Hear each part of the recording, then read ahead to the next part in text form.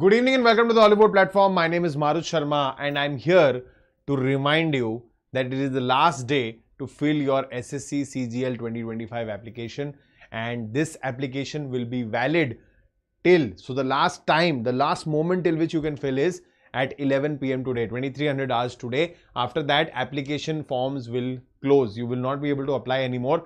24 hours from now, the window will close for your final fee submission. So in case there is some issue which has crept up while you were filling your forms, you can confirm that, check that as far as fees is concerned, or maybe you can fill up the fees with for another so if you have submitted the form today, you still have one more day to submit your fees. Online only, fee submission is online only, right? And apart from that, form edit window will open in the next few days for the period of two days, right? So in that time you can edit your form, but it is not like a regular edit. They will charge you for edits. For one time, first time edit, it is 200 rupees. For the next edit, it will be 500 rupees. So be careful, fill your form cautiously, don't make any mistake. This time SSC has made it very smooth, right? It is new for a lot of people, but the approach is very smooth.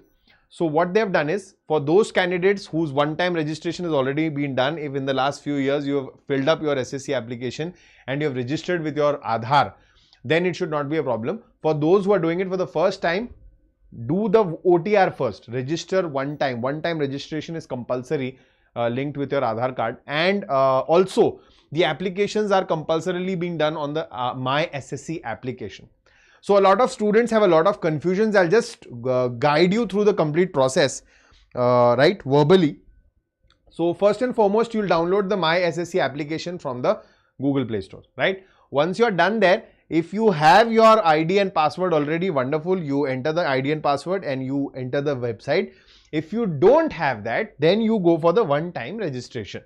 If you are registering for the first time, go for one-time registration. It's like any application, any credential based application. You just need to scroll down, you will see the option to register. New user, register here. Click on that. I don't have the system here, otherwise I would have showed it to you only. So we can try it here if we want to. Let's click on login or register. One time registration, at least I can show it to you if it works here. Okay, so this is how it is going to look on the application also. So for candidate, you'll enter your username, password if you have it. If not, then you'll click here, new user, register now. So we'll click on register now. So we'll go to this page, okay, and then we'll click on continue, and then all the personal details, etc. they'll ask you. Do you have an Aadhaar card? You'll enter your Aadhaar number, verify your Aadhaar number. Okay, read this. Don't just click on tick.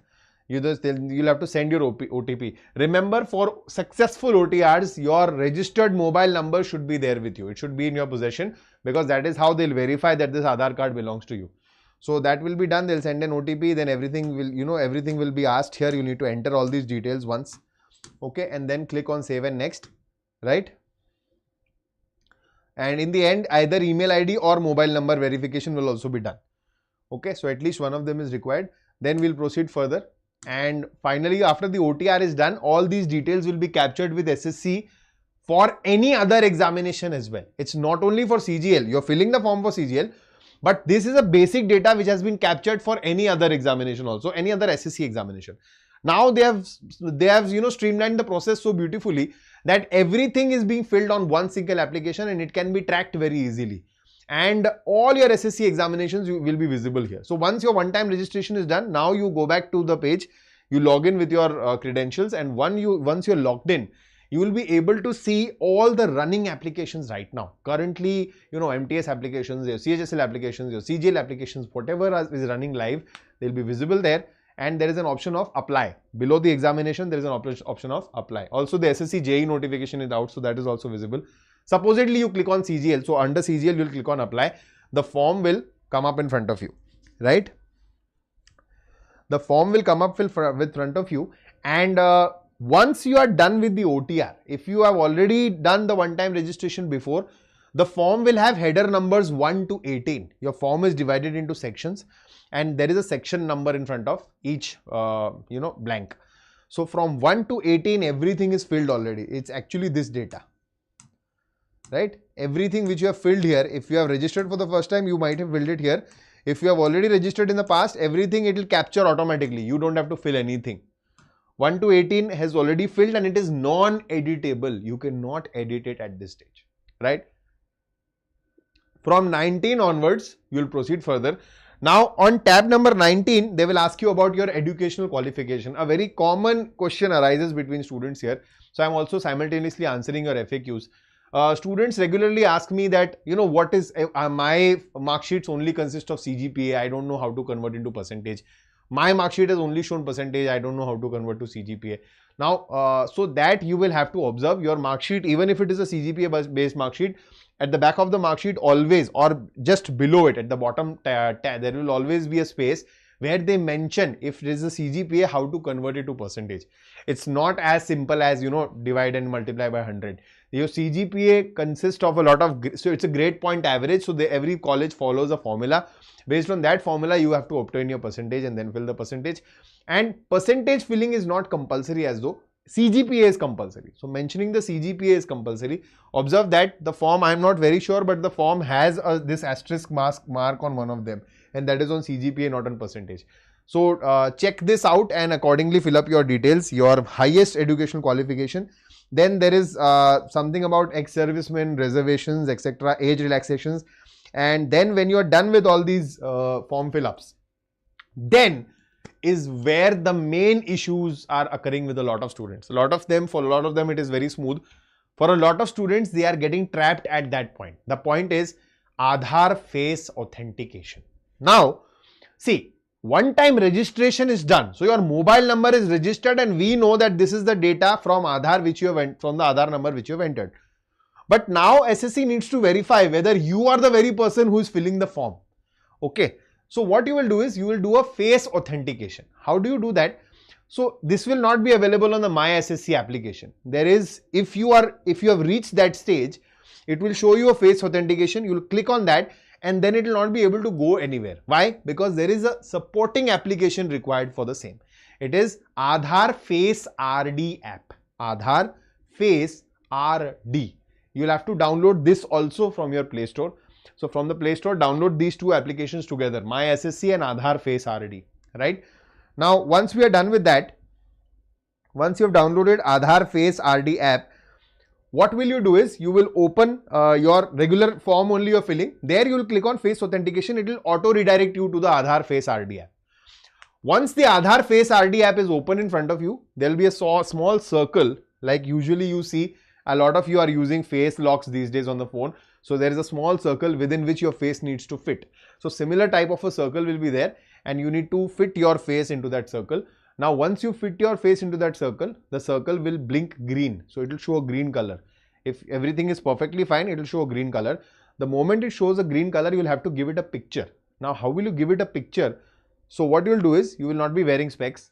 The moment that the green image comes, you'll have to blink once. Okay, give a single blink and it will auto capture your picture, and that is how your face authentication will be successfully verified. Now once that is done, this is not live photo. Don't get confused with this being a live picture. Some of students have asked me that they have taken my live picture twice. No, they have not. This is the Aadhaar face authentication. Once that is done, then we move on to the next step, which is live photo capture. So now this year onwards, SSC is not asking you to upload photographs. It is making the live photo feature compulsory. So what you need to do is once you are, again, few things which you need to keep in mind is you have to have a plain background. The color of the background is not important. I don't want, red background, black background, white background, blue background, does not matter. Any plain wall if you have in your house where there should be no paintings, no hangings, nothing should be there behind. It should be a single plain wall, no tiles, nothing. And you have to stand in front of that wall or maybe sit in front of the wall, whatever it is. And you should not wear specs, no headgear, nothing. Okay, no disturbances, no earphones, no nothing. You're just sitting there in plain simple clothes, and then you will click your live picture. Again, a similar thing will appear in front of you. You'll click the photograph. Once that is done, then you have to upload your signatures.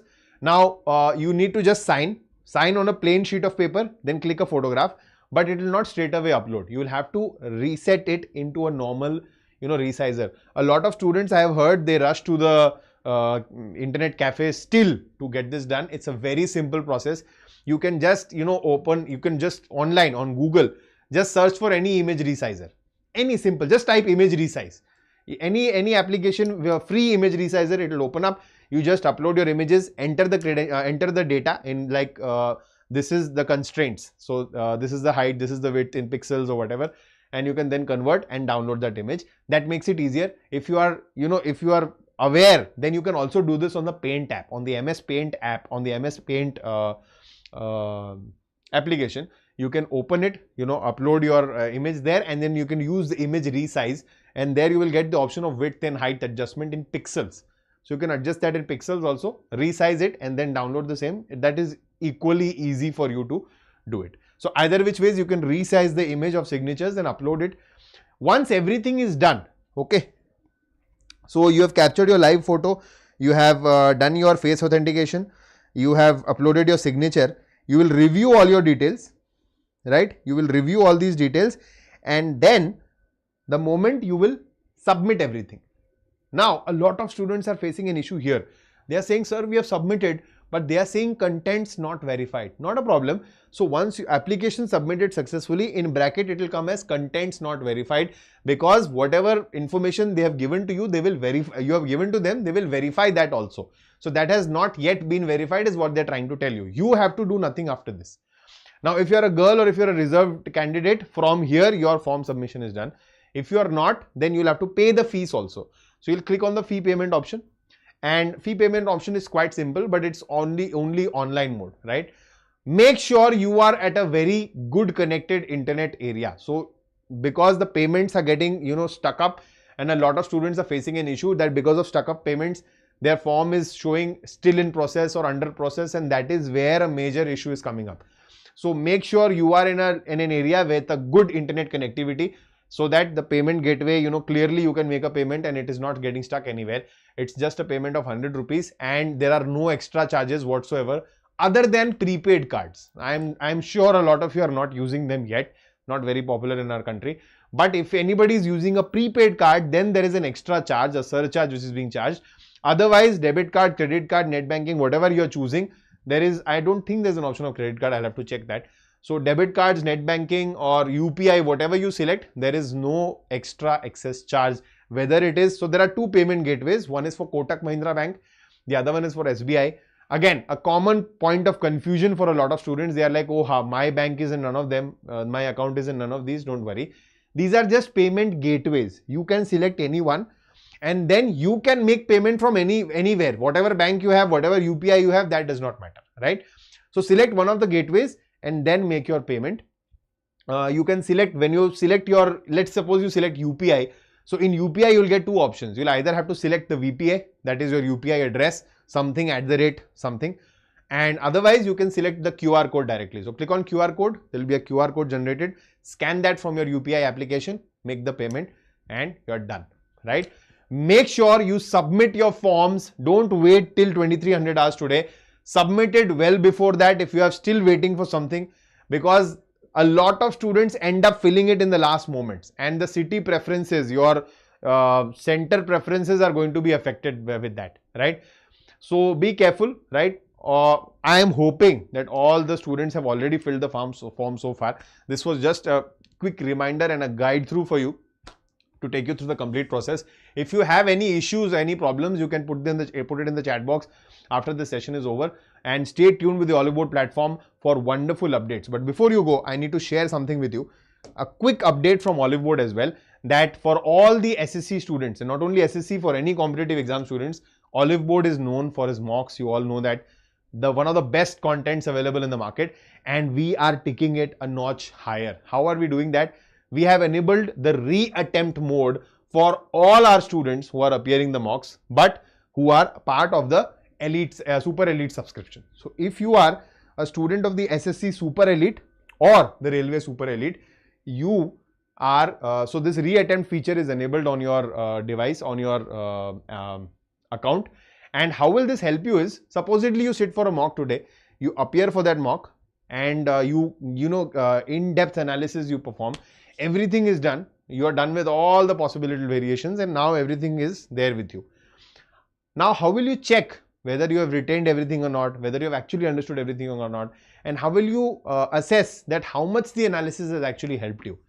So now what you can do is, after a few days, though it is immediately available, but I would suggest after maybe 3 or 4 days, your analysis, after you're done that, 3-4 days after that, you sit for the same mock again, same question, same pattern, everything is the same, but it's a new mock for you. It will be reappearing in the same mock, and then you will check your retention, how much you have understood, how much you have gauged, and then you will check how much your performance is improved because of that. So you can compare the scores also, and your scores will also be improving. Now this attempt is available, this feature is available for you to attempt twice. A single mock can be attempted a maximum 2 times. So go ahead, check out the Oliveboard app and utilize this for your full benefit before your examinations. I'll see you around. Till then, you guys take care. Bye-bye. Namaskar. Jai Hind.